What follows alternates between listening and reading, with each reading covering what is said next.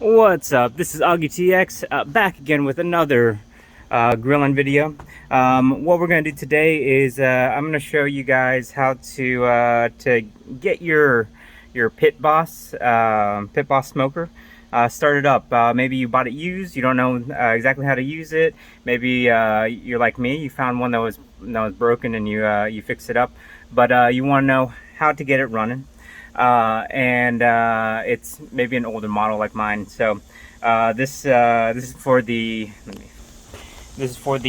Pit Boss Rancher, which I think is just a branded, like they just put a name on one of the 700 series. So if yours looks like this, this is what you're gonna do. All right. So what I've done is I've taken out all the stuff on the inside. So I've taken out the sear plate with that little cover. I've taken out the grates, and just so that you can see what's happening down here. All right. First thing you're going to want to do is you're going to want to plug it in. Let me do that real quick. All right, I've plugged it in, and my control board flashed a little bit. It flashed a couple times. That's normal. What you're going to want to do is you're going to want to let's look at this panel. There are a bunch of numbers. Those numbers are probably pretty self-explanatory, but I'll go over them. There's off, there's smoke, and there's high. One thing I wanted to mention, if you do get an error code when you plug it in that says ERP, all that means is that you plugged it in when it was on one of these other things. You always want to plug it in when it says off. If it does say ERP, all you have to do is turn it all the way off, and turn it back on, and it'll be fine. So obviously these numbers are the temperature that it's going to be burning at. One note about that temperature: it's not necessarily going to be the temperature of the area where your food is. All right. So so the temperature probe is right here, and right here it may be a little bit hotter, it may be a little bit colder than where your food is going to be. So I always recommend using, first of all, use one of these. You know, use the thermometer on the cover. But I go a step further, because that's not always 100% correct, especially if it's been out in the elements, out in the rain, stuff like that. Don't leave it out in the rain, by the way. Especially if you have some pellets in there, they'll swell and they'll get all bound up and stuff. I don't 100% always trust these. Sometimes they lie to me. So I go ahead and I have a wireless probe thermometer that I kind of connect to the grate. But this one is pretty accurate.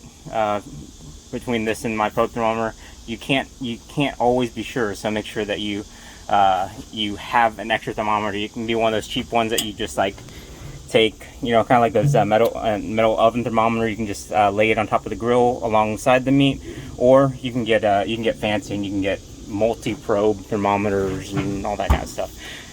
Pretty cheap on Amazon though. All right, so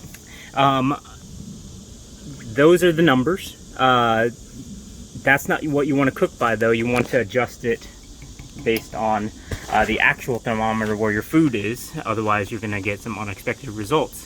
All right, let's go over the high setting. High setting right there.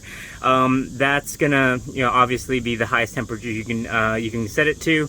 You're not gonna want to smoke at that high temperature. What you're gonna want to do is you're gonna want to sear things like steaks and burgers on that. And you're gonna have this grate on here. Let me see. It's obviously been used. This grate's gonna go on top of it. Those slots are where the fire is going to be coming out of, and if you put it directly in front of there, you're going to get your hottest heat so that you can sear some steaks. You definitely don't want to smoke at probably 500 degrees or anything like that, but it's great for doing that. Maybe you can, I've seen some people that will make burgers. They'll smoke their burgers for a little while, and then they'll finish it off to get that kind of grill taste to it, and that kind of that look that you expect out of a burger. All right. So we've gone over the numbers, we've gone over that high setting. Here's the setting that that I had trouble figuring out when I first started. All right, so this smoke setting, what is that for? All right, so when you first start your grill, especially if it's used, or if you brought one brand new or something like that, or if you ran out of pellets at some point. You're going to want to use that. And the newer models, they have a prime button. These older models don't have that prime button, so you're going to use that smoke feature, that smoke setting, to prime the auger. So how it works is, way down in there, there's I'm not gonna be able to see it. There's like this corkscrew, and it feeds these pellets into this area right here. And that little tip right there, you see right there, that's your igniter rod. Some people call it a hot rod. That gets real hot and gets it burning, and your pellets will come out of here, fall into here, and start smoking. Well, if you don't have any pellets in there, there's a real big corkscrew type thing. And it's called an auger. If you don't have any pellets in there, this is just going to be heating up and doing nothing because there's no fuel for it. And so you got to get some pellets into that area. Otherwise, the system will actually time out. If the temperature doesn't go up high enough in a certain amount of time, it will time out and give you an error saying that, hey, it's not getting hot, something's wrong. So how you get started is you set it to smoke. So when you set it to smoke, this is your temperature right there. It's going to start that auger slowly rotating.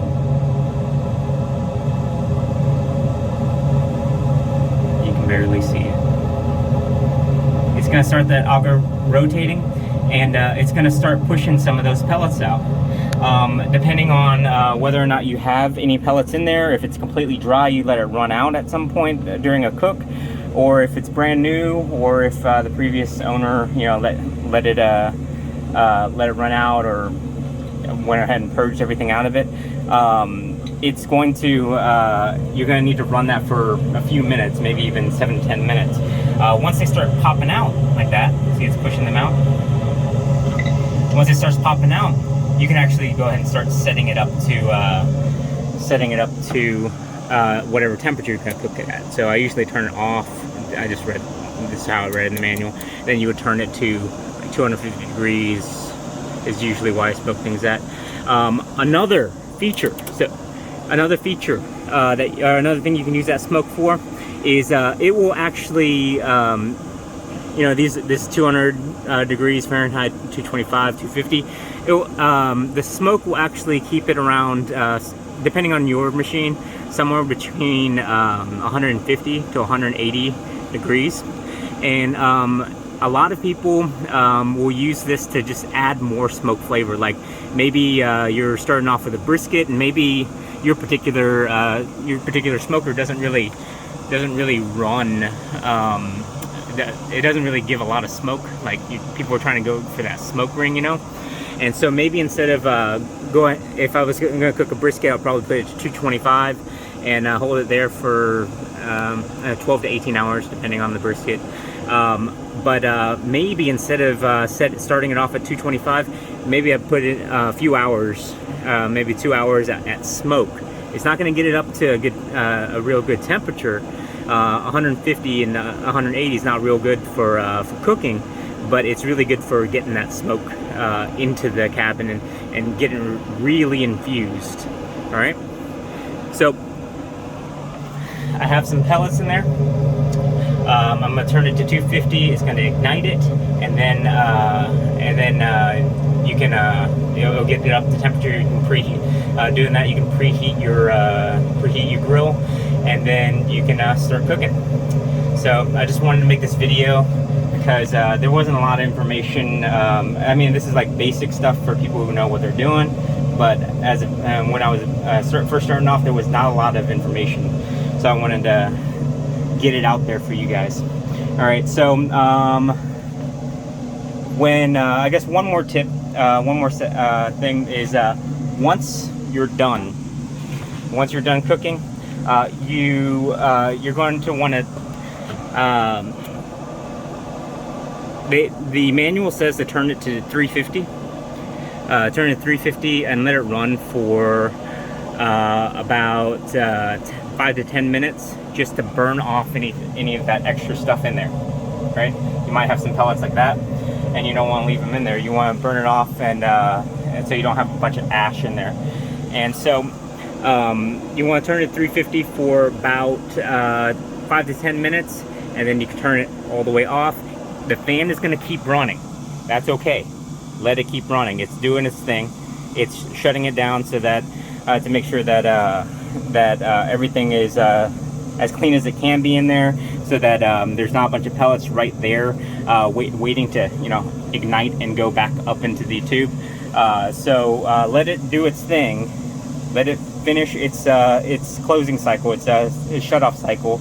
Then you can go and unplug that plug, I guess. One last thing is it's not necessary, but it's a pretty good idea to when you have these pellets in here. Like, this is pretty low, but say you had it up here, you smoked for, you know, maybe some ribs, and you smoked those for about 4 or 5 hours. You're not gonna have to use them all, right? This is just kind of a safety thing, kind of a it's just an extra step to help keep things good and ready. What you want to do is, I don't like to keep these pellets in here. The reason I don't like to do it, one, if it rains, I mean, this is somewhat protective against the rain, but there's still these holes. You may have, I don't have that grate that I see. Oh man, I ran out of time there. I ran out of space on my card.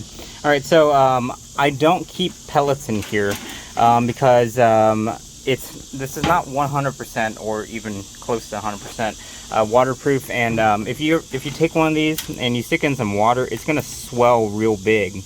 And not only does that make it not usable, but if you get liquid real far into here, like, you know, gravity will pull it down into this area right here, it gets into the auger, it's gonna jam up this auger, and you're gonna have to take this whole thing off. This is one of the things I had to do when I first got this. You have to take this whole thing off, slowly kind of try to get that auger out, and it's gonna be jammed up with it basically looks like cork.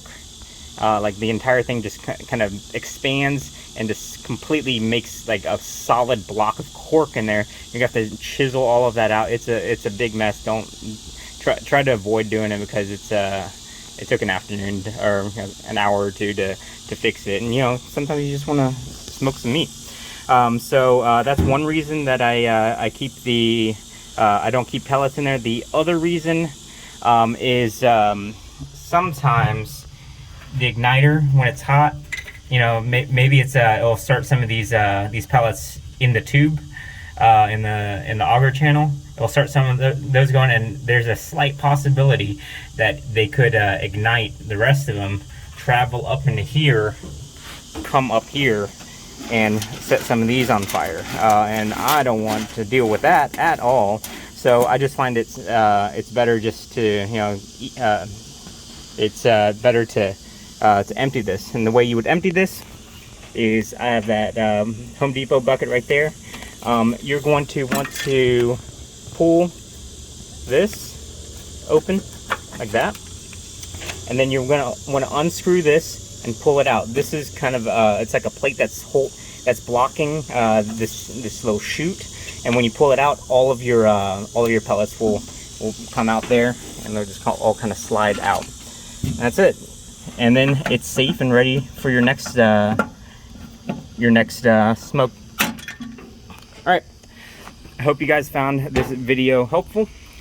That's me. I hope you guys found this video helpful. Please hit that like button, hit that subscribe button. It'll help me out. I'm trying to slowly build this channel up.